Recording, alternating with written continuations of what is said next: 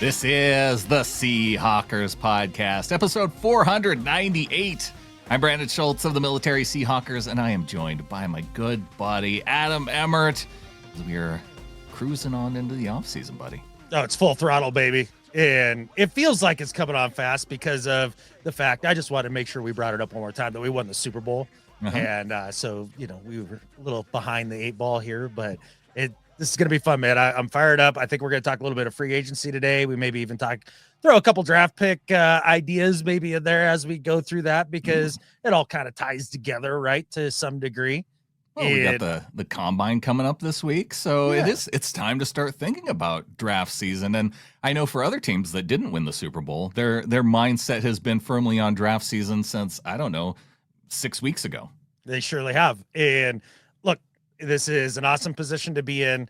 And as we've said a couple times now since the big one, that this is one of the most fascinating times to be a 12 and to watch what this team does going forward, as John Schneider does the hardest thing in football, or really anything, and that's maintain success and continue forward.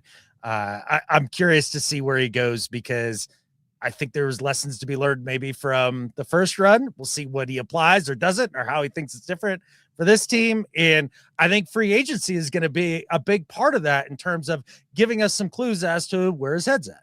Yeah, well, and that's why I think that even with the combine this week, it felt appropriate to kind of kick things off in this offseason talking free agency, because I do think that this is going to play into the offseason even more so than draft picks. And part of that is because we gave up a couple of our picks for Rashid Shaheed. He's been a really important part of the team. He's going to be a free agent. I would argue that he might be a more critical component of the offseason as a free agent than maybe our draft class is going to become a critical component of the 2026 NFL season, Adam. That's interesting. I may have an opposite opinion on this. When we get to Shaheed, been thinking about that a lot. And what is doable? What's more replaceable? How does it all work in that sort of thing? So we'll get there. All right. Well, first I want to talk about, because it is the franchise tag opened here this past week. We talked a little bit about it with our Kenneth Walker show, which we're going to talk a little K9 in this show, but we spent, 45 minutes talking Kenneth Walker on an entire episode. So we'll probably skip over a majority of that. Keep it more concise in this one. Sure. But with the franchise tag, that making that available, it will be an option for any of our free agents, but like we've seen in the past, it's only been used twice by John Schneider, and you have to go all the way back to his very first year. Him and Pete Carroll used it on kicker Olindo Mare to start things off. I knew it was a kicker, and I was thinking, gosh, was it Hauschka? No, it was Olindo Mare. Wow. You probably had to do that after Jim Moore Jr. stabbed him in the back in that one presser. Yeah, he's like, I screw this team. I'm not. I don't want to come back. And no, it's all right. We got rid of him. Yeah, you stay. Yeah. So the Seahawks have until March 3rd to use this franchise tag designation. You have a non-compete franchise tag where no other team can negotiate. You can have a tag where other teams can negotiate with them, and then you end up getting a couple picks. And then, there's a transition tag, which allows teams to negotiate, and you can have right of first refusal. So, which honestly, if you think of with Kenneth Walker, or really any of these guys, pick your most important free agent and say, hey, if a team, a lot of teams don't do this, because if a guy's open to negotiating and then wants to go to another team and you say, no, we're just going to pay you, I feel like that causes friction. And so you just don't see a lot of teams actually go that route of using that transition tag. I wonder how often when players leave a team, it's because they're like, screw these guys, and they just want to go somewhere else, as opposed to, look, man, I need to get a bag. And you go out there and you negotiate, and then the team comes back and says, hey, you got $2 million more than the transition tag. Great. We'll match that. No problem. We'd love to have you here. And maybe they still wanted to be there. And I do think that this is one of those teams that we talked about the brotherhood all season long and all that. You just come off a championship and just how tight they are. I imagine most of these guys would want to stay, but you never know. People's motivations can be all over the map. Oh yeah, somebody may want to move closer to home. They might want to, I don't know, move closer to family. That's which could be your wife's family. Who knows? Yeah. So and that's the part of this that I think as fans we get caught up in. Everybody should want to be here because it's a Super Bowl team and they want to go back to the Super Bowl and all the free agents want to come here and it just may not be a reality that Calais Campbell, like, he just hates this team and would never want to come here. There you go. Exactly. I mean, as much as I like Calais Campbell, he hates us. That's all right. It could be one way. That's a story that we've made up in our mind, and that's fine. Absolutely. Yeah, there's zero foundation behind that. Zero. So kicking things off with K9, because as it ranks out, as I ordered these slides, Adam, I kind of did it in the order that we tend to see them rank out in terms of free agency rankings. And Kenneth Walker in the top 10, both in the Pro Football Focus rankings, which are very dubious. I'll just say that straight out. They rank them based on PFF scores, which is very interesting to me. But he actually ranked a little bit higher than in The Athletic, and he ranked out number 8. They have a contract projection for K9 at 4 years, $52 million, so that works out to about $13 million a year. And whereas the PFF folks had him around 9-year average. 3 years, $9 million, $27 million total, $20 million guaranteed, even going into that much of it. But both of these, Adam, I know you and I, as we found out from our Kenneth Walker episode, we think that he will get higher than this 4-year, $52 million number. I genuinely do. And this thought from my end doesn't just fall out of the sky. I was listening to Jeremiah Searles. He's literally an agent in the NFL. Like, he negotiates for players and represents a couple Seahawks as well. So, like, knows John Schneider a little bit and knows how this process works. He does this catfish for a living, right? Yeah. And for him, he's like, you're crazy if you think that it's anything below 15 million for Kenneth Walker. That's just where he starts. And so when I think about that, and then I look at some of the other backs that are out there on the market, people will bring up Breece Hall as maybe the other big name. Yeah. And a lot of people put Breece Hall above Kenneth Walker in terms of how they view his value and maybe skill overall. And it's hilarious. No, it totally makes sense. It does? Yeah. East Coast bias. Oh, okay. I was going to say, if you were talking about facts, logic, and reason, no, it totally makes sense, because it doesn't, because K9 actually has more rushing yards in his career than Breece Hall to this point. And Breece Hall has like 300 to 400 more receiving yards over the course of his career. And Breece Hall has torn an ACL. And while Ken Walker has had a few, things that have kept him out of game here and things like that, right? Like, he's never had that major injury. And then we see every year there's 10 of these guys that get these contracts. You just go, oh crap. Okay. And Ken Walker is a prime example of that, with the league switching to playing a different style of football. And then he didn't just ball out in the Super Bowl and get MVP, right? He balled out in the playoffs all the way through. And so, man, you look at that, and those are the types of things that get GMs excited. I do think that he's going to get an offer that's somewhere in there. A lot of people like to compare numbers from guys that signed 2 years ago or a year ago in that. And they're like, well, he'll get that. Yeah, but that was a year ago, 2 years ago. 20% over what they were making 2 years ago. Right. So that's where I think the salary cap only goes up. Right. I mean, if you disagree, you're welcome to disagree. Like, that's totally fine. But don't act like it's crazy that it could go there, because I think of all the people in the league, Ken Walker is a prime candidate to get wicked overpaid somewhere, especially being an explosive player. Well, and even if you with the Athletic numbers, $13 million a year. Okay. I do think that is in range. And I think part of it, I wonder too, because just as I recognize East Coast bias, I wonder how much of this is my own. I'm a fan of my team, and I really like Kenneth Walker bias, and I think he should get paid what he's worth. But yeah, I think that he has that potential to, because with any of these guys, it only takes one GM to say, and one owner who's pressing him, go out and get this dude, because I think it's, I think that folks that think he's probably more in the 9 to 12, 13 range, like that makes a lot of sense based on what we've seen, because we've seen him split time. And if you think, okay, for a back who's going to split time, that feels right. And so I agree with everybody who thinks that, yeah, 9 to 13, probably the best range. But the reason why I think you and I believe it'll go higher, it's because we think there's a team that'll say and look at what K9 did in the playoffs and want him to be a featured back in the NFL and get paid that way. Like, the Christian McCaffrey, Derrick Henry type running backs of the world, Jonathan Taylor. Mm-hmm. I think he could be right there with Jonathan Taylor in terms of what he's being paid. Taylor at $14 million, and I think that contract was done 2 years ago. Yeah. Top of the market is 20 or 19. We're not talking about top of the market money here either. We're talking about, that next little tier down.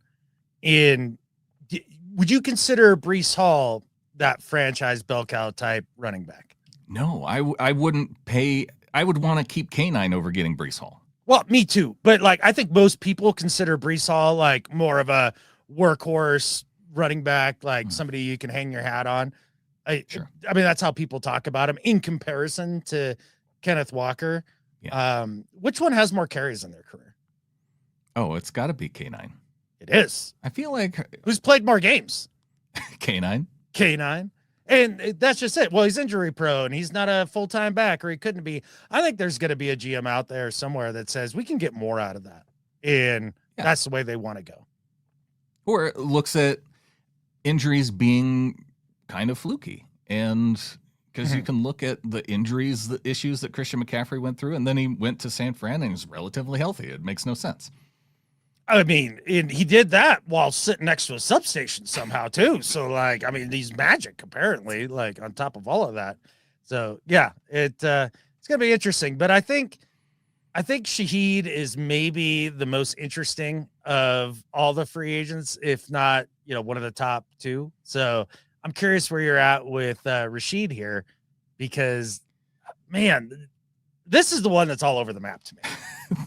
Well, it's weird because he wasn't even on the PFF list of top 150 or 250 or whatever the number that they went. I looked over the list multiple times. I'm like, where is Shaheed on this list?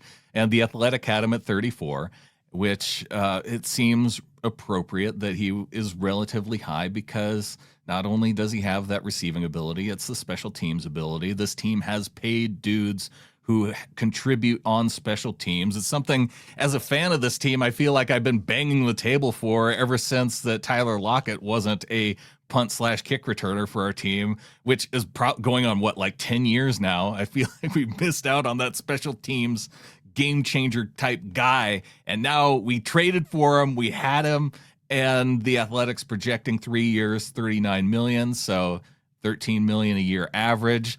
Yes, sign me up for that right now, please. To me, this seems like number one offensive/special teams priority for me, Rashid Shaheed for our Seahawks. That's interesting, because the more and more that I thought about this, I think he's the least important. And here's why. And this is as I kind of went down the thought process of team building and all of that.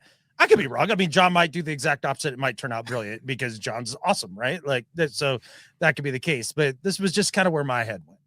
So let's say you had to pay Ken Walker 15. Let's say, I mean, shoot, if you can get him for 9, 10, 12 million, like do it all day, right? Sure. Because everybody's talking about this running back class as being a weak class, which I don't buy at all after going in and starting to watch these running backs. I think that's a gigantic fallacy, but whatever. That's neither here nor there. So, okay. Just to address that real quick. Yeah. I feel like when people say this isn't a good class for this position, it means there's not 3 top dudes. That might be it. Yeah. I think this is a draft for running backs that after Love, there's 3 to 4 dudes that I think you could pick up in the second or third that could do Ken Walker things for you for the most part. And we'll save those for another day. But and the other thing to add on to that is that there's not depth that goes into the 5th round.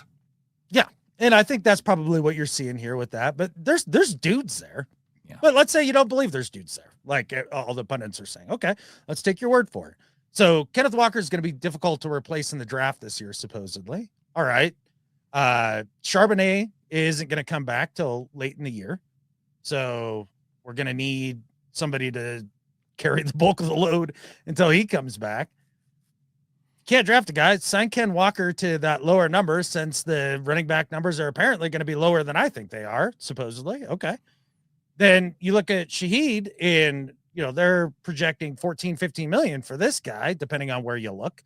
And I love Rashid Shaheed. But then you look at this draft and they say, well, it's loaded in wide receivers. You start going through it.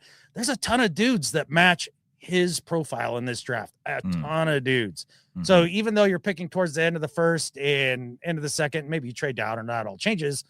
There's going to be guys there that can do Rashid Shaheed things where I think you have to pay the receiver market a little bit more than I think they're actually worth on the field, especially as the league transitions more to a running league. So I think he's more easily replaceable. And that's hard to say for real because of the difference he made for half a year here.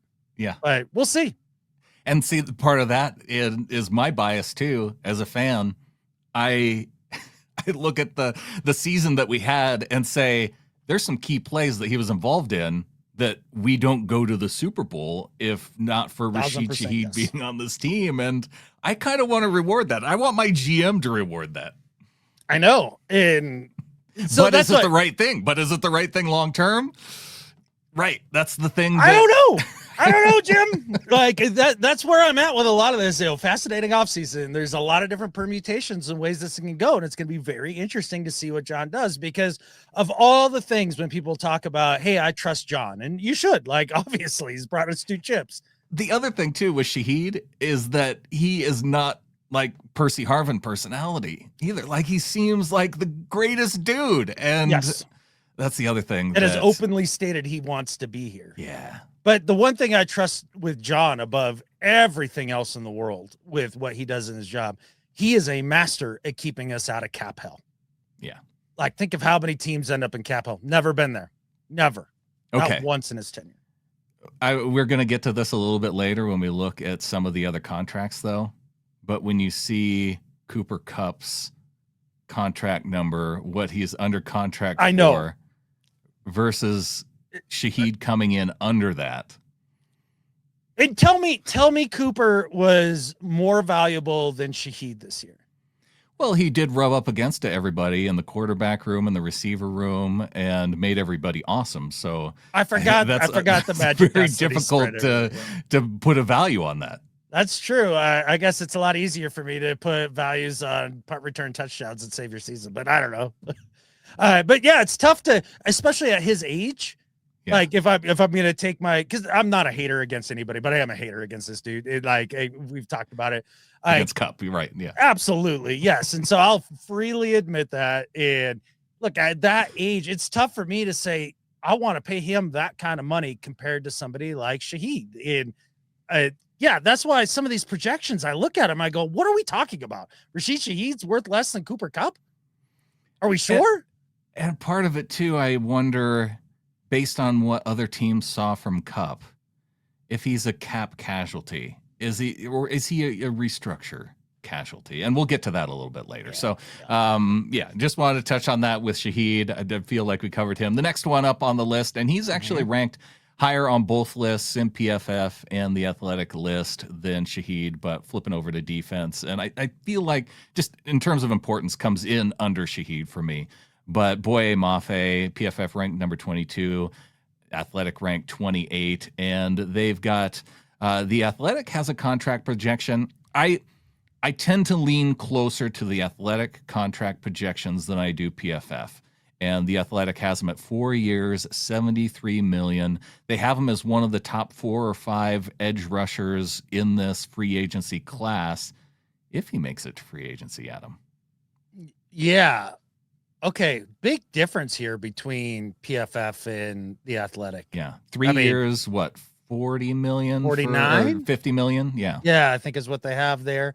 What does that work out to a year for the Athletic prediction? I hate the total number. Like I really do like the you need the per year. You need that's how I think, because that way you don't do the 73 million divided by 4 in your head. That's that doesn't come quickly to you. That's 18 and a quarter. No, that doesn't come quickly to me, and it never will. Absolutely not. So it's about 2.5 million, about 2 million more per year than PFF's 18 estimate. Yeah. Okay, that seems like a lot. But he's a traitsy guy who has some production. His pressure rate numbers were pretty good this year, and I wonder if like your thought process tracks with mine on this. So what I'm thinking of, how do we maintain this for as long as possible, this run with this group? Yeah. Defense is more important than the offense. I think we all agree on that. Yeah. Right. It's trenches, very important. Trenches. So what I think about this defense, what made Mike McDonald's defense go? A ferocious front four with depth and Spoon and Eamon Wari and Ernest Jones. Yeah. Like those are your key pieces, right? Right. Well, you've got Uchenna, who's not exactly getting younger, Demarcus Lawrence, who's not getting younger, that are edge players, and you're going to have to replace them in a year or two. Would you rather lock up somebody like Boye on a deal that's going to be relatively cheap to maybe his top end talent because he hasn't played much in the last year and a half? I mean, that seems like you could get a bargain there, and now you have somebody to come in and step in when Uchenna hangs him up or D-Law hangs him up or whatever it is. And so I'm a little more interested in Boye Mafe in this process at this point than I was maybe like 2 weeks ago. Yes. And this, because of his previous season and because Nwosu and D-Law kind of probably took a lot of his snaps, the reason why I think both these numbers, I think the audience will find interesting too, thinking that really after this year, he's going to get that much. Well, it's a critical position that other teams are chasing guys and they need help because they're going to look at what the Seahawks did in the Super Bowl and say, yeah, we've seen, how many of the past Super Bowls have we seen just how critical having guys on the defensive line are? And Mafe could be one of those guys that can help provide us that thing that we need, getting pressure on a quarterback. And we've seen it. And we saw how good the depth was in Seattle. It wasn't that maybe Mafe wasn't necessarily good because we saw good years out of him. It's just that he wasn't good enough to beat out Nwosu, D-Law. And that's why I'm a proponent of this, but it's also the biggest trust factor. If there was a reason why that he wasn't getting the snaps beyond Nwosu and Tank being just deserving of more snaps, like if there's a reason why he got pushed down other than those guys having really good years, then I can be okay with moving on from him. But I would also, if they came out and said here ahead of free agency that Boye Mafe is the first guy that they decide to sign, and it's that athletic projection of 4 years, $73 million, I'm really okay with it. Yeah. Going back to what do you trust John in Mike in and all that, like, yeah, defense and defensive line, especially edge. I definitely trust where they'd go with that. I think one of the things that's going to hurt Boye in this process is supposedly this draft is pretty heavy in edge rushers, which isn't always the case. So now if you don't pay him before the deadline, the free agency deadline, that might mean that his market's a little suppressed, along with the fact that he couldn't crack the top 3 in edge players. I mean, because he was behind Hall too. Yeah. And maybe a combination of all those things makes it so his market value is less. And so you get him for a deal. Or maybe John is less inclined to sign him for depth when he thinks he can get an edge rusher in the draft in the second round, possibly, that can take up that spot and have a couple years to develop under D-Law in Hall in Uchenna and build your depth that way. So Boye is going to be a kind of one of those pivotal pieces in a way. Uchenna's cap hit for 2026, because he's under contract with this team for 2026. It is almost $20 million. So if you look at that 4 years, 73, and then you look at Uchenna Nwosu, who is 30, I think turning 31 next year, versus Boye Mafe, who's 27 and getting into his prime. If you had to decide between one of the two, which way are you going? I guess it depends.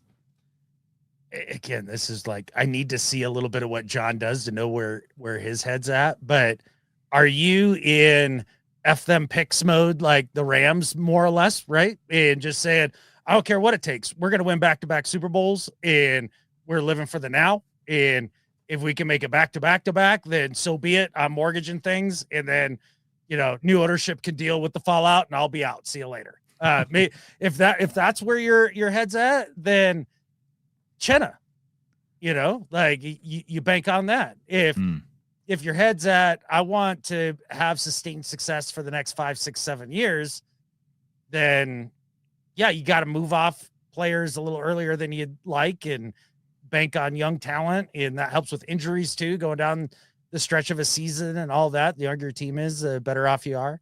So then I go Boye. So what's your philosophy?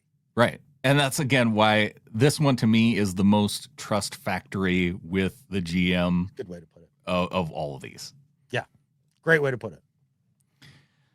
Tariq / Woolen coming in, and I put that up because the Athletic has him as Reek Woolen, PFF has him as Tariq Woolen. We can't decide. He's both. But the Athletic has him projected at 4 years, $76 million, whereas PFF has him at 3 years, $15 million average, so $45 million over 3 years. A very, again, this is $19 million per year versus $15 million, and I tend to lean more toward that, right around $20 million per for what Reek Woolen's going to see. People are going to pay for special traits. They're going to do it. They're going to overlook the lack of tackling. They're going to say Dion made business decisions all day, and they're going to overlook some of the inconsistency and see the big plays. I don't remember who I was listening to. It might've been Mina Kimes, but said that sequence in the Rams game of the incredible play to break up a pass on Puka, then the taunting, and then to get burned over the, that 3-play sequence is the complete Tariq Woolen experience. Right. Uh-huh. And I've had enough of the experience. I'm good with it. We can get a Kendricks type player to come in and, be serviceable enough and not have the boomer bust, especially for a position group a lot like edge, who gets paid a ridiculous amount of money in comparison to others. This one to me is dependent upon it. We have 2 free agent corners, and I would love to keep one of them, and I want to keep the cheaper one, which I think is going to be Josh Jobe. I just think pricing out and trying to spend a ton at the safety spot or in the secondary, and we'll get to safety as well, but I know where our money over these next 4 to 5 years that I would like to see spent in the secondary, and it's with Devin Witherspoon, it's with Nick Emanwari, and however much of Julian Love that we get. And those to me are the 3 guys. And if you're paying, I just don't know how sustainable it is if you're putting that much money into the secondary, if you can continue to invest in the trenches. And I think, and I want to do this at some point. I haven't talked to you about this, but I want to do like a full episode of what happened in 14, 15, 16 with the Seahawks, and what can we learn from that? And I think circled around one of the biggest lessons there. And that was, we paid the LOB. And is that what I wanted to do at the time? Hell yes. Yeah, absolutely. You had Hall of Famers. You had Cam Chancellor, who was Hall of Fame level talent. Earl Thomas, who should be a Hall of Famer. Richard Sherman, who should be a Hall of Famer. Bobby Wagner, who isn't in the secondary, but was making the top of the market at linebacker. Yeah. And then we saw in subsequent years, you know, you lose Tony McDaniel, you lose Michael Bennett, you lose Cliff Averill, you lose Mebane. And they had a really difficult time building that defensive line to be at the caliber it was for a Super Bowl run because of the amount of money that you had tied up in the secondary. And yeah, so at this point, I'd rather spend my money up front than in the defensive backfield. And you're right. I'd love to keep one of these guys. And Reek's not the one for me. If he is for you, that's great. In terms of the dude, like, I have nothing against him personally. Yeah, zero. That's what I mean. I would be happy to have him on the team as a personality, and if it were under the $15 million number, then I would be much more okay with it. Coby Bryant, moving on to safety. I should have put the corners back to back, but actually Coby ranked out higher than Josh Jobe did. So I want to leave this here. The Athletic had him as number 42 overall, and PFF at number 67, and a 3-year, $30 million. And this is where both of them were right on and thinking he would get about $10 million per year for Coby Bryant, Adam. This is the hardest one of all of them for me. I do not have any clue what the right move is with Coby Bryant. Do you pay a average-ish starter, or do you bank on the fact that you can draft and develop and maybe put Ty Okada in for a bit to take his place? But then I think about that and I go, well, how boned would we be if we did that, if things went like it did last year? Because, you know, either Love or Coby was hurt at any given time. And then having Ty Okada as the depth piece is one of the things that made it so we had the number 1 seed, so that we were able to get the bye. So we were able to kick the teeth in on the Niners and then the Rams and then, you know, the Patriots. So, Coby Bryant, like, not a flashy player, in $10 million a year isn't incredibly high, but when you're trying to play cap wizard, I mean, every million counts. And boy, I just don't know. This is the one I'm probably the most torn on and don't have a clear-cut answer. I'd be a little bit torn on this too. Again, it just has me thinking, is this one of those moves around the edges that's going to make you lose a critical piece? And is signing Coby Bryant mean that you can't sign Shaheed? Or signing Coby Bryant means, could you have given a couple extra to K9 to keep him instead? It feels like that type of on the fringes move. And when I see what Geno Stone did in that Baltimore Ravens defense at safety, and he goes and he gets a bag from Cincinnati, and good for him. And then now he's a free agent this year, and Bengals fans are like, yeah, I don't care if he comes back or not, because he was nowhere near the player that he was for us that we saw in Baltimore. And I wonder if I think Coby can continue to be good, but can you find that type of value in I mean, Geno Stone's going to be a free agent this offseason, and he's not that much. I think Kobe's 27. I think Geno Stone is right around that age still too, like maybe 28. And, you know, could you put him back in this Mike McDonald system and get that production for less money? Maybe. And then you could still have some of that depth with Ty Okada. This one feels to me, but okay. This is why it's hard for me too. Because Coby started laying the wood in the playoffs. I know. And I'm like, that's it.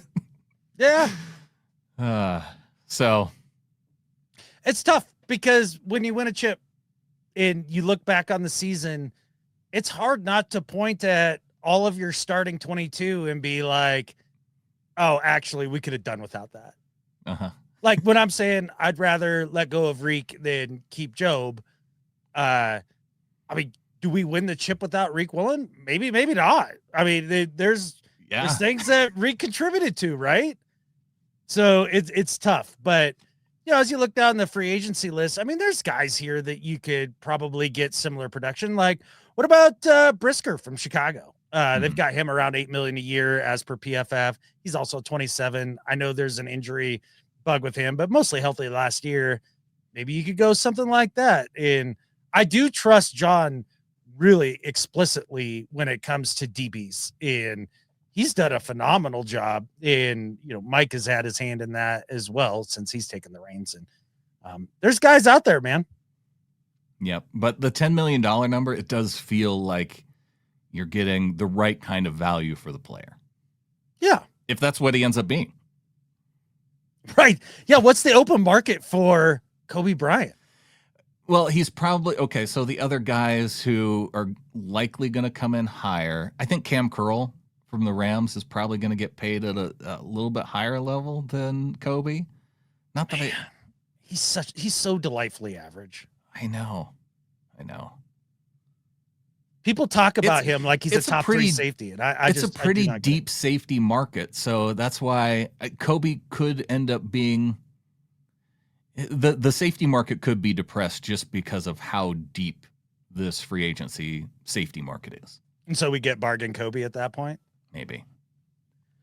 And they tried to re-sign him at the start of the year. Yeah, well, that's the other thing that's a little disconcerting is Brady Henderson was on Hawk Blogger's show, and he talked about how they tried to sign him earlier in the year, and that they weren't just like far apart, like they were oceans apart.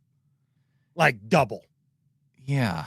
And but again, it could just be that as a player, betting on yourself, going to free agency, and this is going to be the week that these players, because, they say no tampering before free agency. Okay. Generally, it's the week of the combine where all the agents and GMs are in Indianapolis. This is when they're going to find out what their value is. And sometimes you see deals happen coming out of Indianapolis because agents get a really good, they get dialed in on what a market is for their particular client. And then they can go back and say, hey, this is what the market is in reality based on everything that we're hearing in Indy. And that's you can get recommendations to the players of whether or not they sign what's on the table or really push it to free agency. And that's why I think we could see some deals for Seattle coming out of this week, even ahead of free agency. Hey, look, take Sam Darnold, put him in a room and inject him with some sodium pentothal and ask him about when his deal was more or less done. I have a feeling it's going to sound a lot like what you just described. Well, and with the Raiders and Clint Kubiak, he was interviewed in the post game after the Super Bowl, essentially confirming that he's going to LA, but they weren't allowed to have contract negotiations until after the Super Bowl. But he's just saying, "Oh yeah, I'm going there," like it's a matter of fact. Yeah, like we just got to work out the numbers, but I'm doing it. Yeah, I don't. Well, I don't know how the NFL polices this stuff and like all that. So they try. They try. I just don't know how you do it. All right, Josh Jobe coming in. Do it. Sign it. Do it now. crazy disparate where PFF doesn't even put a projected contract. They have him as PFF ranked number 354, up at 91 for the Athletic. And again, this is why I think the Athletic is much closer on this, but 2 years, 20 million. And yeah, I'm with you. Sign 10 million a year. Sign me up for Josh Jobe. Absolutely. Even if it gets up to 12, let's call it a day. Josh Jobe's earned it, and he's really gone through it to get to where he's at. And I mean, he does have 2 rings. He got a ring with Philly, I think, his first year. Yes, he did. And he's been invaluable. And I think his play has been very steady. It's somebody you can hang your hat on. Does he struggle against Puka Nacua? Yeah. Yeah. Is he pretty damn good against everybody else? For sure. Yep. Yeah. Every DB is struggling against Puka. Yeah. Puka. Because he's better than most DBs. Yeah. So yeah, this one's pretty easy for me, and I would be surprised if he gets more than 12 just because he has the undrafted free agent status. God, And that stink just does stick with people. it does stick with these dudes until they start putting up year after year. And the fact that he just has the 1 year under his belt this year and is a little bit overshadowed in terms of having Devin Witherspoon and Tariq Woolen. And so he's kind of CB viewed as CB3 on this team. I know, which is wild because Spoon, he can play outside. Don't get me wrong. He could be awesome if he was an outside corner, but that's not what he is for us. No, he's an inside corner. And so Jobe is clearly CB1 or 2 on the outside. Yeah. Depending on how you view him against Tariq Woolen. And I actually prefer him to Tariq Woolen. I really like the Woolen traits. And cool. Josh Jobe's not going to get any taller or faster to match up to Woolen, but I like he just plays with a different level of ferocity and consistency. Yeah. To me, and look, and again, I'm not trying to kill Reek the person, but Reek the football player is soft. He's soft, and I do not care for him.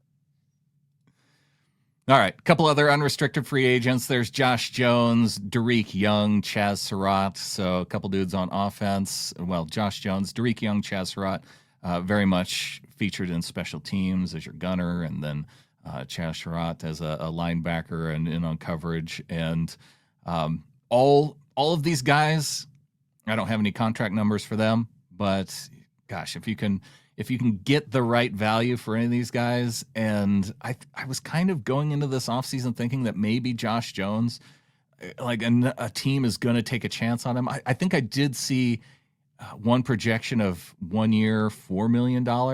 And gosh, is that less than what he got signed for here last year? Because I feel like we paid him $6 million. Yeah, I don't know. I can't remember his contract off the top of my head, but as you go down this list, there's 2 guys that we don't win the chip without these 2 guys. And Ty Okada's one, and the other one is absolutely Josh Jones. He came in huge games at the end of the year and played good football to the point to where you kind of started to wonder about Charles Cross a little bit. You're like, I wonder if he gets extended. And of course they did. And it was the right call. But Josh Jones played really good football. And that swing tackle, you get him for $4 million, do it now, do it faster. Yeah, he did make $4 million in 2025. And so give him 5. Sure. Yeah. And I do think, though, it looks like there's a lot of tackles who are going to be available as a free agent that are probably a little bit more, have played more consistently over more games. And so that might be what ends up hurting him. So if you're able to end up getting Josh Jones for anything under 6, for a backup tackle that has proven that he can come in and fill in games pretty well, I'll take it. And then, depth, special teams talent. I don't think you're looking at big contracts for either Young or Surratt if you're able to keep those guys. All right. So Charles Cross got 4 years, $100 million, so a little over 25 a year, right? Crap. I'd go up to about 10 for Josh Jones, I think. Like having backup tackle, like especially as the Seahawks, like we are very spoiled with, Cross and Lucas. And so having a third one to throw in there, I mean, that's an embarrassment of riches, and that's not a massive deal at all. No, it's a critical part of having that backup player, because you don't want to have an injury and then have, I don't know, some of the your season go down the catfish toilet. Yeah, because that's what can happen at tackle. Shoot, we saw it happen with our Super Bowl opponent and a rookie tackle who had just gotten injured and maybe wasn't all the way back healthy. Yeah, or maybe he's just not that good. He's just a rookie. Poor Will Campbell is getting the business from people, and they're like, "Oh, kick him to guard. He's obviously a guard. He's a guard, right? Like guard." He's a rookie, man. Like he will figure out how to deal with long arm rushes and know how to swipe that down. It's just a technique thing. He'll be fine. Exclusive rights free agents, and this is a category for guys who are less than 3 years in the league, and essentially they can't negotiate with any other teams. These are the ones that I look at as the easiest kind of, you either don't want them back or you do, and they come back at essentially a veteran minimum type contract for 1 year. And so Ty Okada, George Halani, sign me up. They were contributors, especially Ty Okada. Shoot, if you want to give these guys pay raises to extend for 1 or 2 years, maybe you look at that with both these players. Wouldn't hate it. And look, we're going to need Halani going into the beginning of next year, especially depending on what happens with K9. So I like the idea there. But yeah, it's an interesting free agent class for the Seattle Seahawks team. And I do have one question for you, because it's something that I've been thinking about over the last couple of days. Sure. We heard all season from all these dudes, right? Not just the defensive guys, the offensive guys are all hanging out together, the walk arounds, the whole nine, right? Tightest team ever, all that stuff. How many of these guys decide to take significant pay cuts in terms of what they could get on the open market to keep that going? Yeah. To run it back. And maybe none, maybe all of them. I don't know. That's one of the fun things about being a GM too, is that you try and put that in their brain a little bit, see if you can make it happen. Like, hey, we want to have you back and be a part of this thing, and hopefully run it back next year with all these dudes that you love. I mean, once you're making $10 million, what's the difference between 10 and 12, right? Mm-hmm. I mean, it's obviously $2 million, but I don't know. There's also going to another team and learning a new defense or learning a new offense. Like, familiarity. Having a coach you hate, or like 3 teammates that you'd rather just leave at whatever airport you're flying from. Right. Yeah. And you've got something special that everybody seems to really love, and they genuinely love each other. That could play a factor. It could. It generally doesn't. Like, I know as fans, we like to buy into that story, and it generally does not happen. But this does seem unique-ish. I think there's people that that really can separate it as a business, but I think there's a subset of players who do feel that. And I mean, gosh, you just think of it in your own personal life naturally. Yeah. Would I take less to not have to move my family? Would I take less to feel comfortable in my situation? I know what I'm getting into versus the unknown. Yeah. And it doesn't even necessarily have to do with being on a good team that is competing with a Super Bowl every year, although that helps too, I'd think. Yeah. I mean, where's the missus happy? Where are you happy? Where's your family? All that stuff, as you pointed out. There was actually somebody who had commented on a previous video a few videos back, and this is total rumored. It's one of those, yeah, my buddy's girlfriend is friends with K9's girlfriend, and she says that he's not coming back because he wants to go back down south. I don't know. You never know any of these guys' motivations, right? And well, a lot of these guys would love to go to Miami and just live there because it's Miami. We all have flaws, I guess. How on God's green earth would you rather live in Miami, Florida than Seattle, Washington? Like, how? Like, were you dropped on your head a bunch of times? Did you grow up next to one of those substations, like near the 49ers stadium? Do you just eat paint chips every day? There's some people who are beach people, and there's no beach in Seattle. Yeah, I don't understand beach people. Talking about you, Clinton. A couple of restricted free agent names, and these are names where the Seahawks, they can place a first-round tender, a second-round tender, or original round tender on names like Brady Russell, Cody White, Brandon Peely, Drake Thomas, Jake Bobo, Chris Stoll, and A.J. Finley, who I just realized was on this team. Play safety. Is that news to you, A.J. Finley? Yes, that is news to me. I actually think I did hear about him at one point, but yeah, I mean, Bobo, Thomas, Peely, White, Brady Russell all made plays this year. I mean, and Chris Stoll, don't forget about the long snapper, boys. Yeah. Yeah. Yeah. You tend to want that. So, but when it comes to first round tender, second round tender, original round, so there's values associated with that. And It's upwards. It's close to $8 million for a first round tender. Last year it was 7.5. The second round tender number for 2025 was 5.4. So it's close to, I think it's just under 6 million.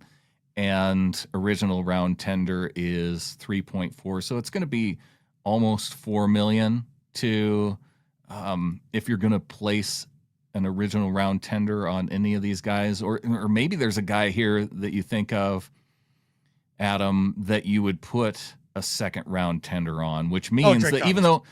even though a guy like, did you say Drake Thomas? Yes. Let's start with him then. If you put a second round tender on Drake Thomas, then if a team negotiates with him and signs, then you would get a second round pick in return. The only thing is that if you had a second round player that, this is getting way into the weeds, and I probably shouldn't even mention this, but if you have a second round player who has a restricted free agent tender, and then you also place a second round tender like on Drake Thomas, who wasn't a second rounder, then you would only get a third rounder in return instead of a second rounder, which again, it's just that you're getting a draft pick based on the compensation.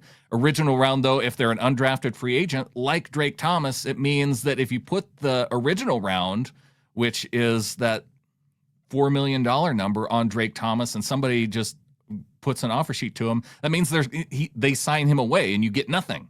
So that's why with Drake Thomas, second round tender makes a ton of sense to me. Somebody's going to offer him starter money.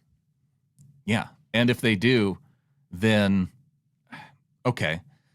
If that's the case, because if you're talking 10 million a year plus, do you lose that and take the pick, or is he that critical? You lose that, you take the pick, and then you feel pretty comfortable with Tyrese Knight.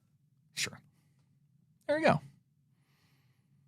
But not that I want to lose Drake Thomas, and that's the thing, like, as we go through all this, we're talking about keep this guy, maybe get rid of that guy, all that, right?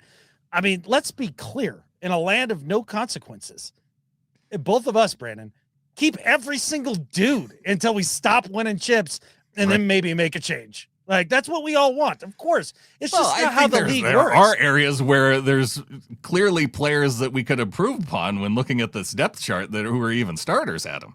How dare you? Or do we need to invoke the name of Anthony Bradford already? Did you say world champion Anthony Bradford?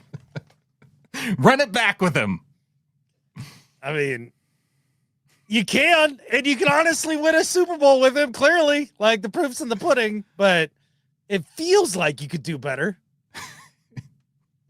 It does, but then looking at some of the free agents that I've looked at, he's the Tariq Woolen of the offensive line, man. Like, it's just boom and bust. Yeah. Which, some consistency, it could provide some improvement. But, gosh, with a lot of these, are there any that you would... I could see a lot of these names, Adam, whether even contributors like Jake Bobo, even Chris Stoll, who, as your starting long snapper, is he going to get more than $4 million offered by another team as a long snapper? I don't know. It. And again, keep exploiting that inefficiency in GMing by spending on your special teams, right? Like, that specialist group, the long snapper, punter, and kicker, spend your money there. Clearly it worked out. Like, that was a massive advantage.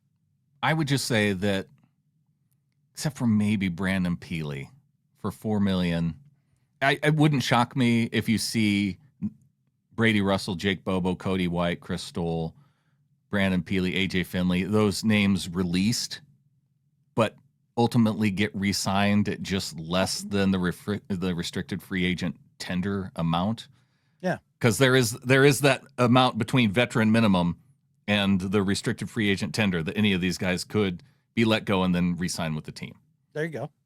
And then in terms of Peely, there's DTs in this group, in this draft, that will be available in places where the Seahawks could be picking, especially if they trade out of pick 32.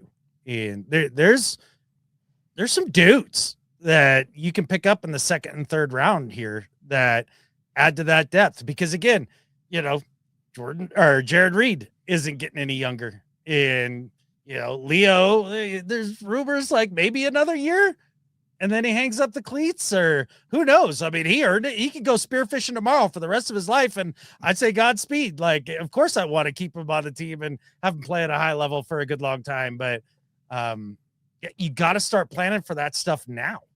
Yep. All right. I'm going to pull up. This is the free agency list, and this is going to be way too small for you to read, but it just goes to show folks of where kind of some of these positions land on the depth chart. And so what I have up on a spreadsheet is just quarterback, running back, wide receiver. And you can see of the starters, and this is just the starters and one backup in Josh Jones. So on the offensive side of the ball, it's K9. It's Shaheed at receiver / special teams, but I don't have special teams as its own category up here.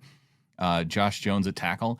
And of the starters, there are none that you're looking to in free agency that you're competing with. And so that's, areas where you look at some of these free agents and can you improve? Like we talked a little bit about Kenneth Walker, and improvement wise, I don't think there's anywhere where you look at that and you go, well, can you improve? No.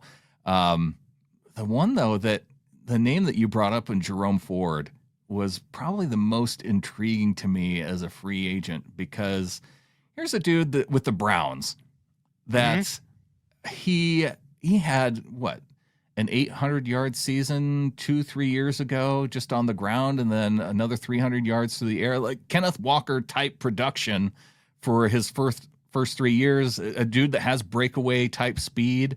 And then this last year in 2025, they go and they sign one of the top running backs. They draft another running back for depth. Was it Dylan Sampson, who's their number 2 running back? So Jerome Ford ended up as number 3 on the Browns depth chart at running back. And I feel like he's kind of gotten overlooked. Yeah, he could be a guy who could get on the cheap. And I've watched Ford play a handful of times, and every time I've come away and been like, wow, okay, I like that dude. Another guy that's like that for me is Tyler Algier. Yeah. Somebody brought it up in the comments in our Ken Walker video, and I was like, yeah, Algier is nice. He could be a legit goal line style back. And he's young. He's pretty young. And I thought he was old, but they corrected me in the comments too. No. They're like, no, he's 25, bro. Yeah. I was like, no way. Yeah. Well, they're the same draft class as Kenneth Walker. So with Ford, he'd be a guy too, where I've seen some of the projections of him as a 1 year, $2 million guy. I'd be okay with signing him anyway, even get K9 and bring in Ford as another dude to compete with. Yeah, as you're waiting on Charbonnet to get healthy, that I wouldn't hate that. Compete with Helani, that's fine. Yeah, looking at the wide receiver names, one of the things I found interesting is a lot of the places that I looked at for wide receiver numbers, a lot of them had Debo making more money than Shaheed after this free agency period, and I'm just going, wait, what? Why? How? Why? Yeah, like Fat Debo can't play anymore. He's slow. Yeah. I would pay Brandon Cooks more than Debo Samuel. I know, and I've been on record on how I feel about Brandon Cooks, but I would though. This is how you know. I'd take Christian Kirk before I take this version of Debo. I would take Hollywood Brown over this version of Debo. Oh, now we're getting in the same range for me. Those are two dudes that are both cooked. This feels like a name that tune. I can pay this mediocre receiver this much. Yeah, no, this is why I feel like these markets are very muddied. And I actually heard Chris Sims talk about the running back market specifically, and he was talking about Ken Walker a little bit, and just how disparate people's opinions are on where that market's going to go. Like, I'm telling you, man, that Javonte contract, like, people point at that and they're like, well, look, he just only got $8 million a year, so I mean $9 million for K9. It's like, that was stupid from Javonte Williams. Like, why on earth did you sign early before hitting the market, coming off one of your biggest years, when you are the Marion Barber of today's Cowboys, like a decidedly average running back? Javonte Williams is not special at this point in his career. Well, don't you think he got paid? You think he could have made more somewhere else? Yeah. I think part of that is wanting to be in Dallas too. That could be. And the other part of that is like people comparing Javonte to K9 in terms of, well, if Javonte got 8, then I mean K9's not worth that much. Oh, right. Like K9 is, I would argue he's a tier 1 back. Some people might put him in tier 2. I'd say you have to put him on the upper end of that. But like, you know, tier 1 being like Saquon, CMC, King Henry, Jonathan Taylor. And that's right about where I'd put Kenneth Walker. And then probably along with James Cook, like in there at about that point. And then when I'm thinking of second tier backs, I'm thinking about backs that were once tier 1 backs, but Aaron Jones. Yeah. Aaron Jones, Josh Jacobs, Connor's probably a tier 3 back now. Like those are, and those guys are all getting $12 million a year from contract signed like 2 years ago. Right. And I think Kenneth Walker is better than those guys, and the cap's higher. Well, if we do get him for 12 or less, then I think we need to send Jerry Jones a thank you note. For getting Javonte in at a pretty reasonable number. I could be talked into sending Jerry Jones a lot of things, and a thank you note's maybe off that list. That's going too far, man. Just nah. I almost see. I checked myself. I was gonna say like a bottle of nice, I don't know, whiskey or something. I don't know. That feels like what Jerry Jones probably drinks. And then I downgraded it to a thank you note, and you still couldn't go there. Jerry Jones drinks like chinchilla blood to keep himself alive, or whatever it is that he does. Yeah, I don't even think he drinks whiskey. Yeah, don't knock until you try it. It's good stuff, honestly. Yeah. Looking at the defensive side, interior D-line, no free agents. On the edge, we got Boye Mafe. Linebacker, we covered Drake Thomas, I suppose, being a restricted free agent, but not an unrestricted free agent, which is on the names that are on this list are unrestricted free agents. And then at corner, that stands out. Well, really, the corner and safety spot, you got 3 names with Tariq Woolen, Jobe, Coby Bryant, and that's where it feels like, gosh, going into the offseason, and as good as the secondary was, and knowing that you could lose 1, 2, I wouldn't want to lose all 3 of those names. Let's keep one at least of those 3. Yeah, I'm with you. And I think it. All right, if I'm looking at that list, so Ken Sheed, Jones, Mafe, Woolen, Jobe, Bryant. I say, if I'm guessing, we keep 1, 2. I bet you we keep 4 of those. Oh, of 4 of the 7 that are up on the screen? Yeah. Okay. Yeah, I could. 4 is a good middle ground, I suppose. But are there any of these that you look at and you say, okay, Boye Mafe, a couple of the edge guys who are maybe above him or ahead of him in terms of priority? Trey Hendrickson, Odafe Owe, Jalen Phillips. Jalen Phillips, to me, I think I'd. Where are you at? Jalen Phillips or Boye Mafe? Who would you rather have? For the money you're going to have to pay? Yeah. Because Phillips is going to get a bag. I feel like he's going to get more than Mafe, right? Oh, yeah. But maybe just slightly? No, by a margin. Oh, you think so? Yeah. Okay. And people look at him, even coming after the injuries there in Miami, like the Eagles gave up a decent amount in the trade to get him. And I know he didn't put up huge numbers with the Eagles, but I think he was pretty effective. I think he had good pressure numbers, but not great sack numbers. Right, exactly. And that's why I think he's going to end up getting money. Would you want to go after Trey Hendrickson or Owe instead of Boye? Say in a world where maybe you decide to move on from Nwosu and Mafe and combine those numbers, can you get a more impactful player in either one of those for less than those 2 contracts combined? Maybe. Do you think that somebody from this defensive line could be a cap casualty? Do you think that's actually a thing? I think Nwosu potentially, yeah. With his $20 million, you could save $11 million against the cap by cutting Nwosu. And that's why I say, so 11 million cap for Nwosu plus the, 18 million of potential signing for, and really his cap number would, for that first year, would probably be closer to 11. So let's just say you have a budget of $23 million for 1 year on average. Which probably puts you into the market for Hendrickson or Owe. I think definitely Hendrickson. Owe's a younger player, right? Yeah. He's same draft class as Mafe, I think. Okay, yeah. So with that said, he's going to be looking for a multi-year deal, whereas Hendrickson being an older player, I think you can get him on a ring-chasing 1 year type of deal. Yeah, where you have an out. Yeah, exactly. It'll be like the Cup deal, right? Where, it's essentially a 1 year deal. And although Cooper picked up a $7 million vested option last week, which was great.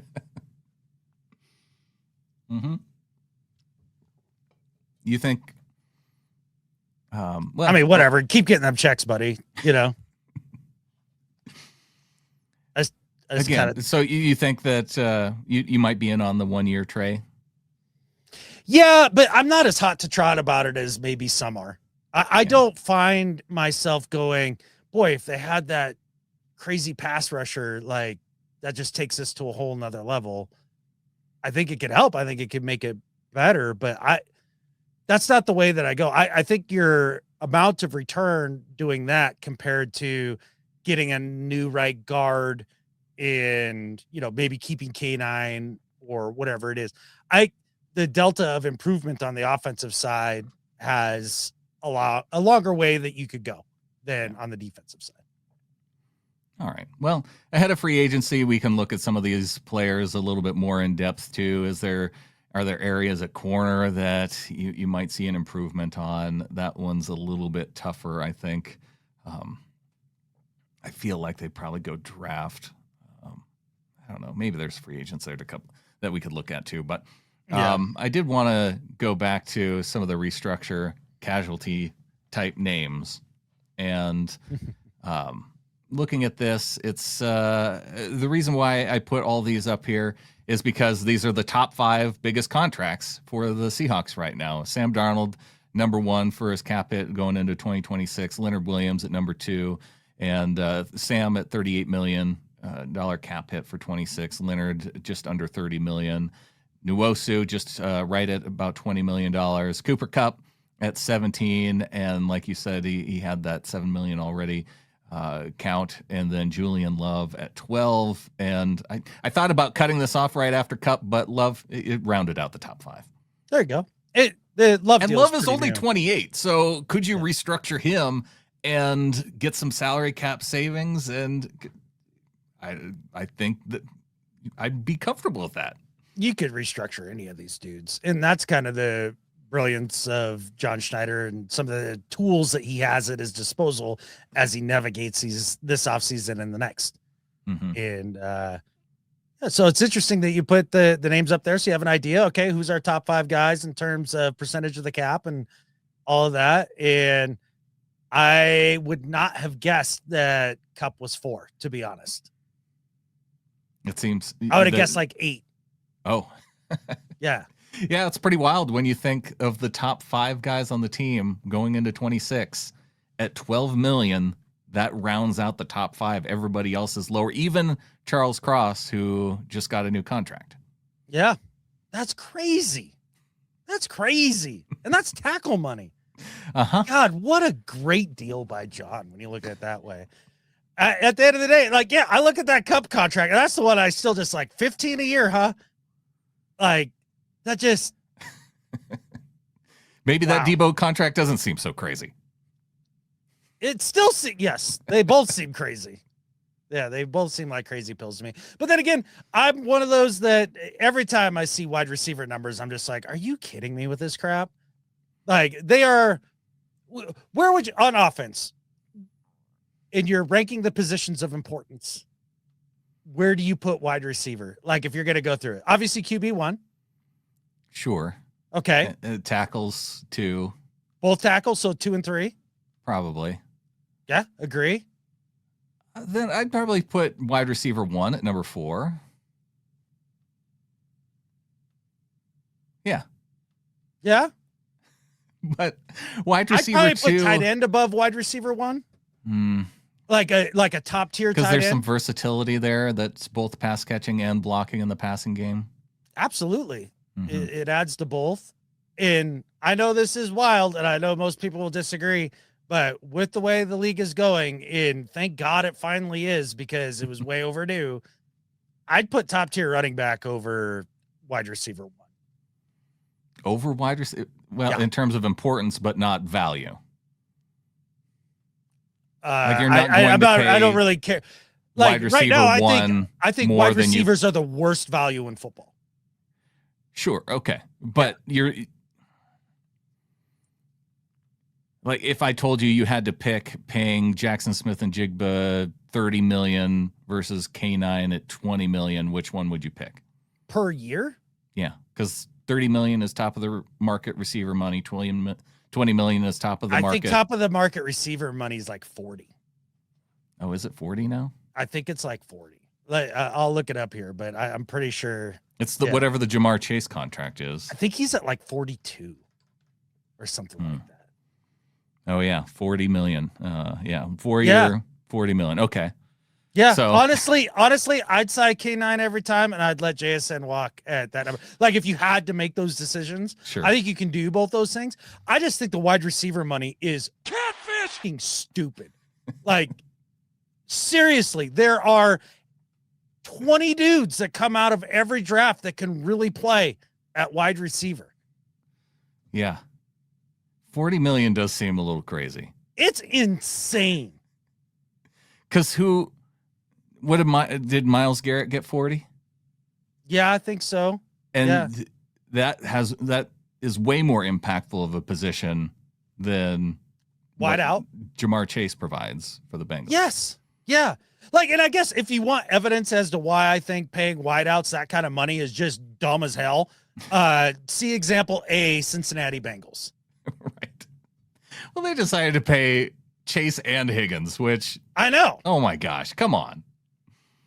I mean, I'm your quarterback at top of the market money. Yeah, I'm well documented on what I think about T. Higgins and his contract. I know. Yeah. I just think wide receivers have gotten. I mean, the 20 teens, man, they really helped out those boys on the outside who touch the ball tops 8 times a game. Yep. Okay. Well, now that we had that discussion, 17 mil for Cup, that doesn't seem so bad to me. Yeah, I suppose that's top of that is top of the market running back money. Right. He'd be just under CMC at number 3. Yeah. It's running backs got hurt in the market a while back, and I think maybe we'll start to see them make a little bit of a resurgence. We'll see. It's all dependent on. There's so many young guys that can provide that ability too, and I think receivers starting to, because of the way college has gone, you're starting to see that equalizer too, where you're going to see more teams move on from their top receivers. Yeah, and I think the tippy top guys. I think the next market to go crazy outside of tackles, it's going to be guards. Guards are the next group that's going to start getting paid like way crazier money than ever before. When people start realizing that the guys in spandex on the outside running fast 40 times don't do jack for you in comparison to playing big boy football up front. So are you calling your shot right now? Anthony Bradford, when he makes his free agent contract, he's getting $18 million a year. Book it.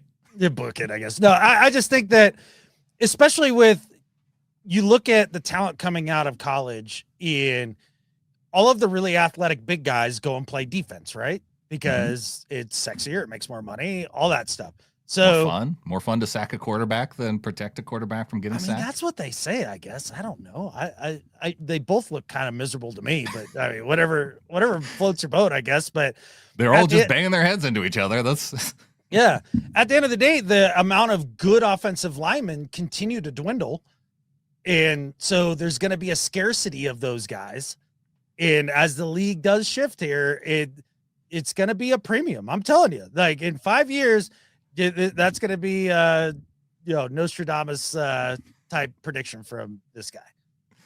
All right. Well, good for those guys. The dudes in the trenches deserve it. They've deserved it for 50 years.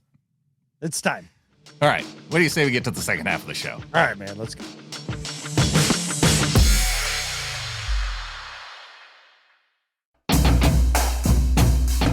As we get into the second half of the show, I figured we talk a little bit of rules changes. There's some potential changes for rules as people get together there in Indianapolis. I guess this is the first round, and then sometimes they decide on rule changes a little bit later too. I'm going to save one of them, but a couple that stood out to me were that, Adam, the biggest news is that there isn't a potential rule change for the tush push. Exactly. Barnyard safe. Barnyard safe. That's good to see. And I saw this headline, the NFL to discuss post-replay flags for player safety fouls. I don't know exactly what that means. So it means that the Sky Daddy official can call in and have them drop a flag after the play is over if they see either a face mask or like a push out of bounds that didn't get called. Because as of right now, the only people that can call those fouls are the dudes on the field. But as we saw, wasn't it the Rams and the Vikings where Sam Darnold had his face mask like twisted backward and there was nothing that they could do? They would reserve it for safety only type plays, so they say. Yeah. So here's where I'm at with Sky Daddy in New York calling in. It seems to be really inconsistent when they do it. I don't think anybody's clear. You see the coaches are confused half the frickin' time as to what can and can't be done from New York.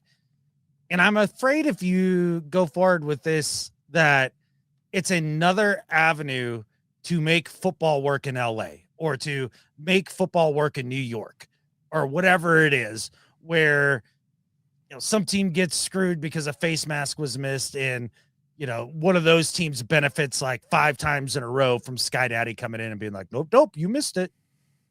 So to me, it's either go full Sky Daddy or pretty much no Sky Daddy. I'm in a similar spot because can you catch all of them? And you won't. No. And so then it's going to continue to be inconsistent and there's going to be those questions. So do you live with the current inconsistency or do you accept new inconsistency that it's just going to, I guess it's going to be more closer to, a little bit closer to accurate. Maybe. And that's just it, right? We keep trying to take the human element out of officiating and, get more consistent. And I understand the motivation. It makes all the sense in the world. We want our game to be perfect because that seems more fair. Here's where I think I would come out on it, though. If it's one of those calls that's broadcast to the television audience that's so obvious that it has to be called, like the Sam Darnold example, to where you go, gosh, that's so obvious that they should have called it, but they missed it as the officials. How many after the fact horse collars are you going to get? How many after the fact? Like, and what is player safety ones? Like you brought up face mask, horse collar. Yeah. Like what else? What else are we talking about here? Hit out of bounds. Okay. Late hit. Yeah. I feel like the officials do a pretty damn good job on that. Yeah. Just would have to be, or like quarterback slides and hits and like, because they can pick those up right now. The quarterback slide and hit they can pick up based on review, but they can't drop the flag. I think I like that better. Yeah, because I do think you're going to get a lot of, his finger touched the quarterback's helmet as he was blocked by. That's 15 yards. I think you're going to see a lot of that sort of crap. Yeah, especially where like the hand grazes the helmet type thing to where, he made contact. And by the letter of the law. Is it forcible contact? Well,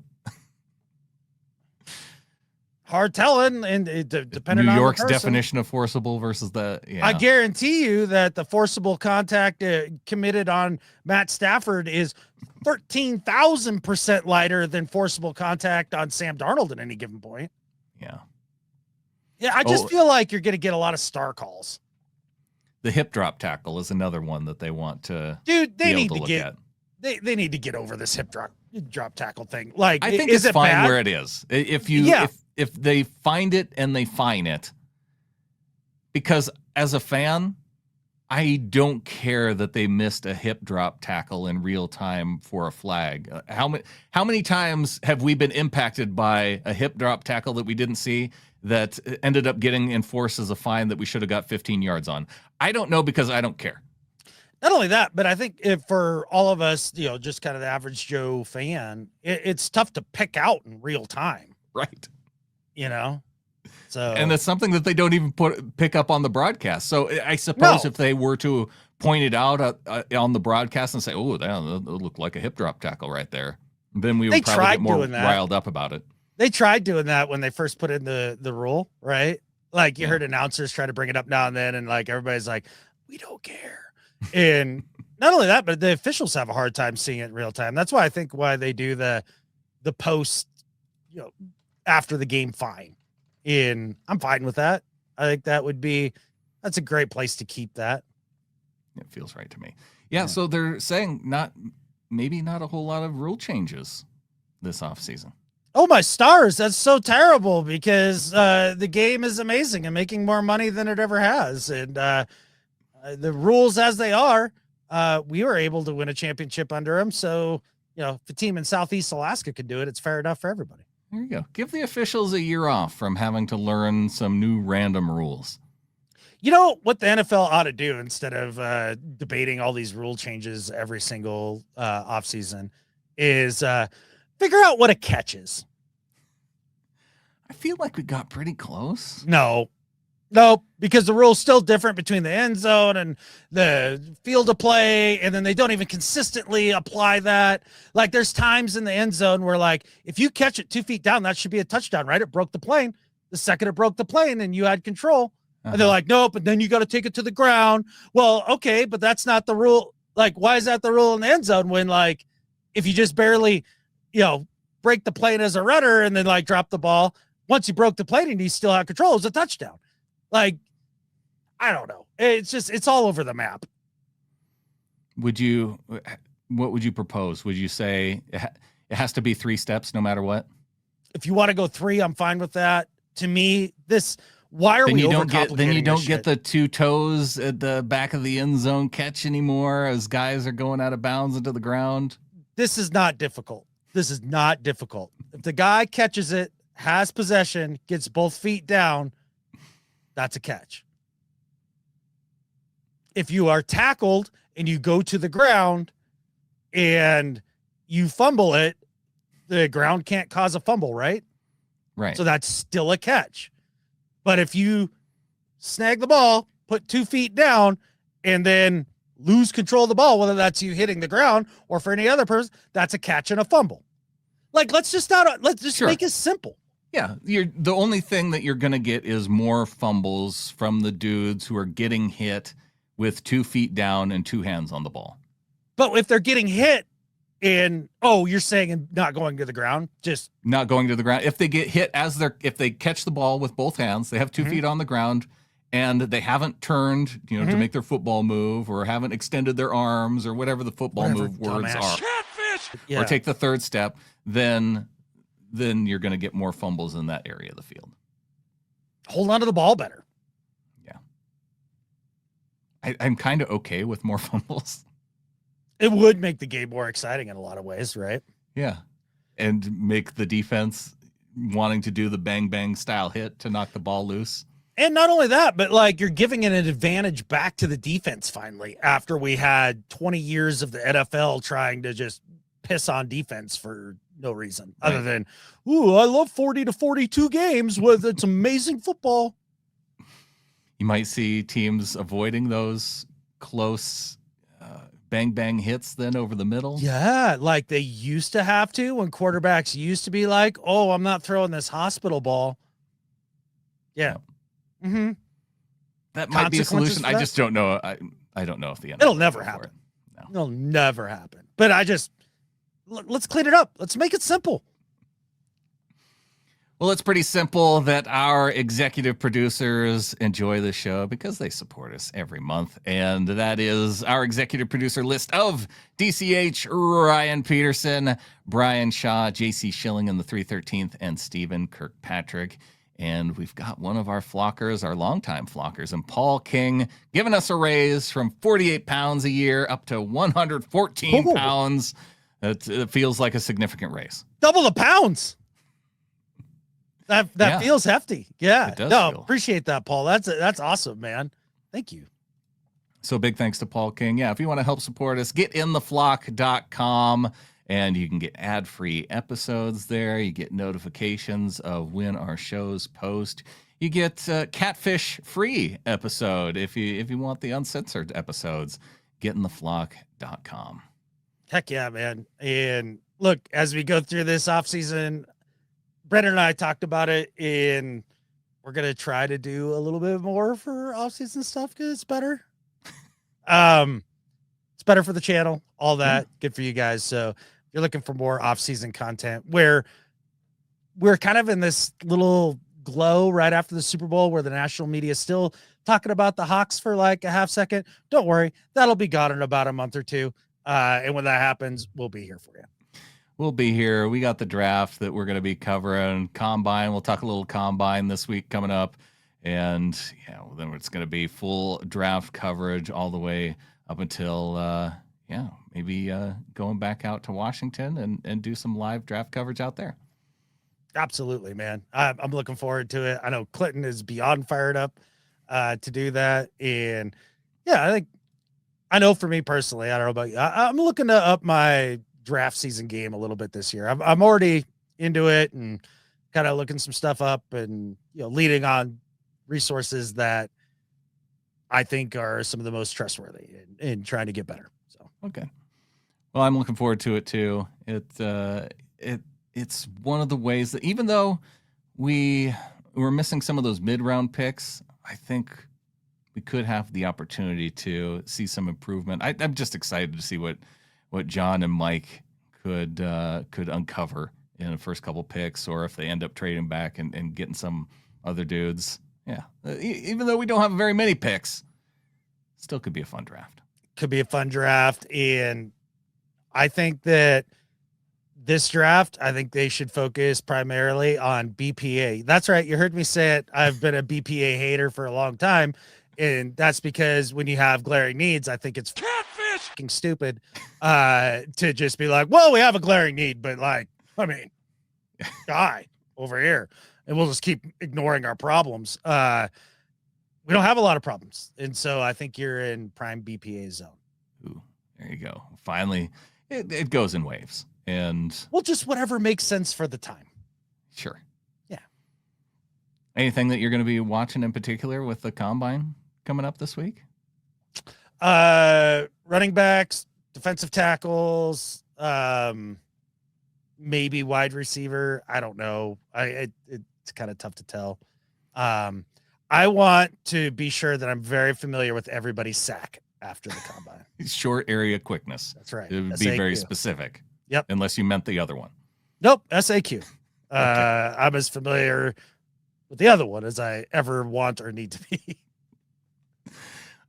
For me, you do get a sense of that, especially with receivers. There's not any particular drill that, I guess they do, where they have them make their cuts. The one little bag drill that they have the running backs do. You can kind of get a sense of sack on those drills. But really with what John Schneider has looked at for backs over the years, it's kind of a size/speed equation.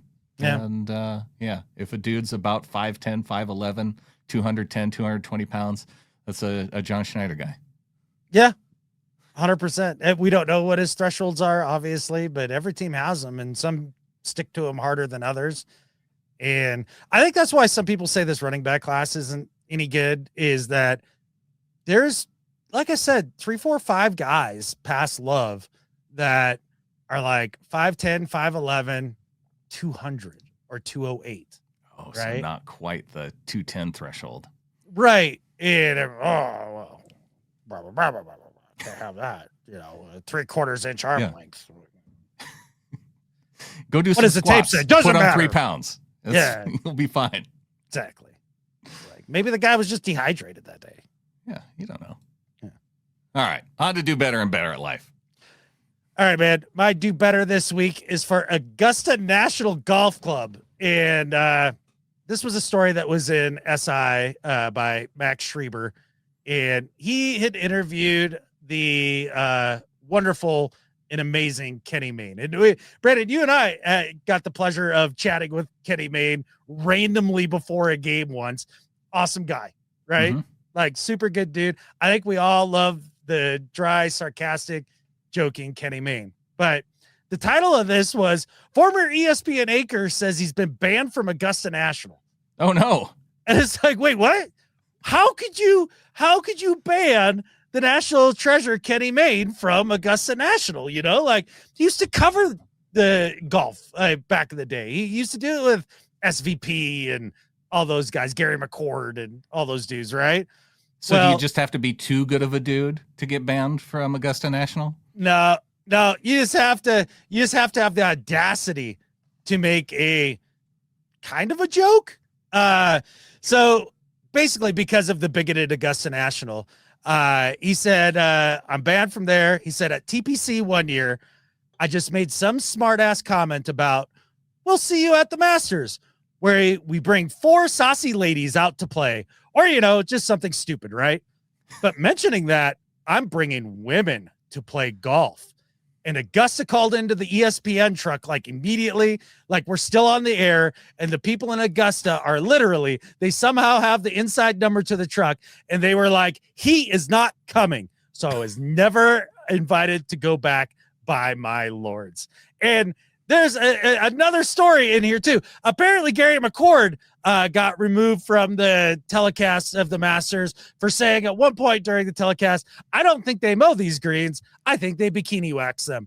These catfish bigoted prudes. Like, how freaking stupid is that? Gary McCord is a national treasure. Kenny Mayne is a national treasure. Augusta National pulled a stick out of your ass and allow great people with great jokes to do their job and promote your game. So to Augusta National and the Masters, do better. So did this come out on the We Need a Fourth podcast that he does with Brian Bumgardner and, is it one of the Mannings? He was on the God Bless Football podcast when he talked about this. Interesting. Okay. Because he has I don't know if they still do it or not, but I feel like I've heard ads for it. Oh, okay. Yeah, I don't know. But yeah, God Bless Football. That's the podcast that he was on. And wow. That one hit me in a way where I was just like, are you okay? Like, I hate fancy pants people who are like, oh, we're too good for any of that sort of thing. Oh, my stars, like, we're so much more highbrow than saying we're bringing saucy ladies to the golf course. Oh, I got the vapors. This must have been the start of cancel culture. Kenny Mayne canceled from Augusta. Yeah. And, from the conservatives of Augusta National, right? Like, that didn't even come from the left. But then they co-opted it, I guess. I don't know. I don't keep track of this nonsense. Well, my do better this week is for the stupid Los Angeles Rams, Adam. Yeah, screw them. That's it. End of story. Done. Nailed it. No, as I was looking at rule changes, I saw a story from Jonathan Jones at CBS Sports, and it said Rams plan to propose NFL rules change that would have nullified the Seahawks' controversial 2-point conversion. For one. Oh, my God. They need to watch Frozen, dude. Let it go. Controversial 2-point. I don't understand what the controversy is when you get a call right. There seems to be no controversy to me. Other than maybe the amount of time that it took to get it right. But in the story, it says, sources say Los Angeles is expected to submit a proposal to, quote, fix what went wrong on the disputed Week 16 play. For one, if you're the source, and that's your only quote, I mean, Do better for that. We're gonna fix what went wrong. Just use your words. If you're gonna say what you're actually gonna fix, like what was wrong and what is the rule then going to fix. Football wasn't working in LA. That's what went wrong. I guess. So the little bit of searching, and I couldn't find like a really solid source on this, and so maybe this is speculation, or like an insider type thing. But the Rams are proposing that a backward pass tipped by a defender be treated as a fumble, meaning that only the fumbling player could recover and advance it during the final 2 minutes or on conversion attempts. Or whatever would work best for the LA Rams in that moment. And that's the thing. It's a very fluky play that having this kind of knee-jerk reaction to just because you weren't happy with the outcome in that particular moment, for being so reactionary and nitpicky and pissy pants, Los Angeles Rams, do better. Oh my God, an entire organization filled chock full with a giant cabal of crybaby catfishes, each and every single one of them, to the media that covers them, to the people inside the building, and the people apparently at the meetings, at the owners' meetings, being like, we have to fix what went wrong. Okay, let's do that, because nothing went wrong. Nothing. They got it absolutely correct. Correct. You keep crying about a call that was done the correct way. If you just don't like the rule, if you're like, yeah, we'd like to propose a rule change because we think that rule is dumb. Okay. Not, we want to fix what went wrong. Nothing went wrong, you stupid sack of catfish. What, everything went right. And we won, you lost, we got the 1 seed, then we beat your ass again at home, and you didn't win a Super Bowl, and we're going to do it again to you next year on our way to SoFi to celebrate on your stupid catfish field. I can't stand this organization. This is why I sports hate the LA Rams with every fiber of my entire soul and being. I hate these people. It's pretty bad that... Because, again, if they just pick up the football instead of our dude, it's genius. And they're the smart ones for knowing the rule, right? Yeah. And the most interesting story that I've heard come out since then was that it was the Amazon rules guy, Terry McCauley, who called the NFL and asked them if they were looking at it because he could see that it was backward. Mm-hmm. And so had he not made the call, they may not even look at it, which is also wild because then they get it wrong. Right. But then the Rams would be happy because they got something wrong that was cheating for them so they could win another football game to increase their odds to win another Super Bowl, a la the New Orleans Saints. Like, these people have no freaking, like, just consistency or, like, honor. Like, well, let me ask this, just in terms of how this would work. If it's only the fumbling player, if it's a backward pass that goes off the helmet of a defender, does that make Sam Darnold the fumbling player? Yes. Because it's... Unless that doesn't work out well from the Rams. It's not a backward pass, though. It's not a fumble. It's a backward pass. Right, but if you throw a backwards pass to nobody, it's considered a live ball. Yeah. They treat it as if it's a fumble. Right. Yeah. That's why it just becomes more confusing to me. Yeah, I'm not confused at all. How you officiate this. Yeah, this will happen again maybe one time in the next 500 years of football. And maybe by then, the stupid freaking Rams will get over it. Good. Well, the thing is, now they know the rule, and it will never happen to them again. Okay, fine. Look, and if they were like, well, that's the reason we lost that football game. I don't know. Maybe stop the other 2 2-point conversions that you couldn't. Yeah. Or the other touchdown drive. Or maybe don't give up a punt return to Rashid Shaheed. Maybe give a catfish about special teams instead of blaming some arcade rule that you just came out on the wrong side of for the first time in the last however long they've been in frickin' LA after they stole that team from the people of St. Louis. God, I hate that, Brandon. Oh, I love that they've been stewing on this ever since that game happened. That they've just been now they're waiting for the meeting and they're trying to craft the rule and they're like, oh yeah, we got to fix this. And they've been thinking about how they had to fix this one tiny rule just based on that one moment. And it's been digging at them ever since. I love that.